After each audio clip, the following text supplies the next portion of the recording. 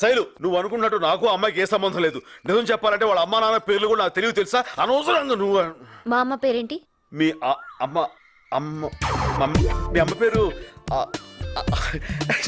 నోట నాంతుంది బయటకు రావట్లేదు. అది అమ్మ పేరు. ఎంత బాగా యాక్ట్ చేస్తున్నావు.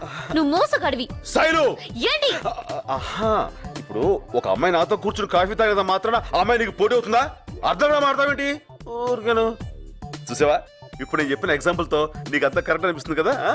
మీరిద్దరూ ఒకే కార్ నుంచి ఎందుకు దిగారు? అది కూడా చూసావా, ఇప్పుడు ఆటో దొరకపోతే మనం ఇలా ఇలా అంటాం, అలా లిఫ్ట్ ఇచ్చింది ఎక్కొచ్చాను. అందులో తప్పే ఉంది నీళ్ళు.